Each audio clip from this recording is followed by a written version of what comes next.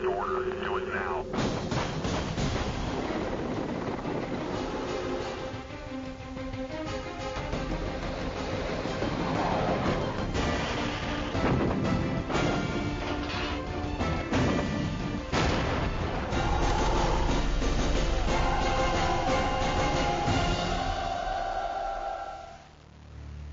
Years from now, this was a battleground where India was fighting one of its toughest wars ever. The task was to dislodge well-entrenched enemy troops from these heights, something which seemed impossible on paper but was made possible. In the next half an hour, we will revisit the war which redefined mountain warfare and changed India's battle history. I wanted to walk the same steps which I, along with my men, had walked during Kargil war.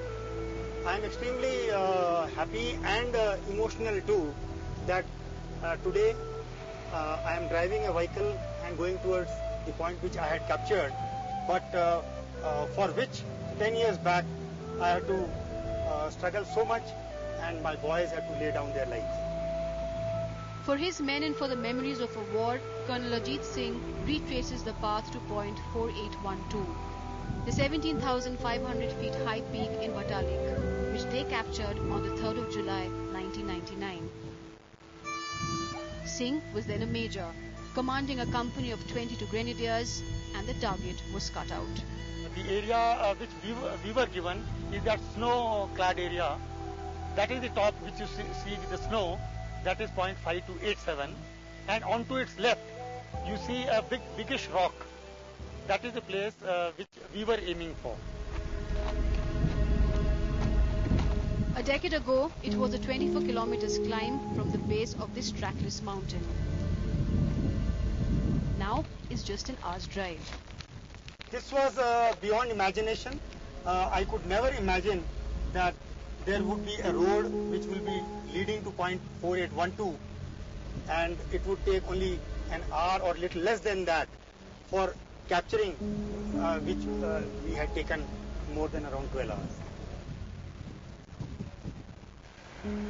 Other than the road, the mountains have not changed much. The remnants of the battle are still all around. A rusty splinter or a rock that saved their lives.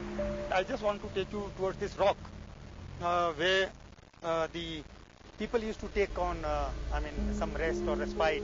There are some remnants of some PT shoes or things like that. The moment the enemy used to start firing or the enemy shelling was there, you used to do this.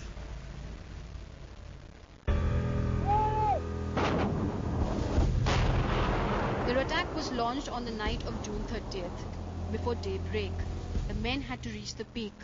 The closer they inched, heavier was the enemy fire. Singh says the troops used it all: military strategy, bravado, and even divine help. When we were around 50 to 75 meters short of the peak or short of the top, the climb had become very difficult. There was a straight cliff in front of us, and the fire of the enemy was coming from all three sides, that is front and the two spurs on the right. We were very close, and we could hear the enemy trying to open the ammunition boxes. There was rumbling down of stones, and the enemy was trying to throw stones also at us. The war had started earlier in May 1999, after over 5,000 Pakistani intruders strategically occupied Indian heights. They were spread along nearly 180 kilometers of these ridges, anywhere between 16,000 to 18,000 feet. For the Indian side, the task was uphill. Barely 150 kilometers away, in Drash 2, the guns were raging. In Dras, the Pakistani intruders had taken positions very close to this National Highway 18, like the Tolo Link range here, which was barely 3 kilometers away. The aim was to cut off this crucial Leh-Srinagar link.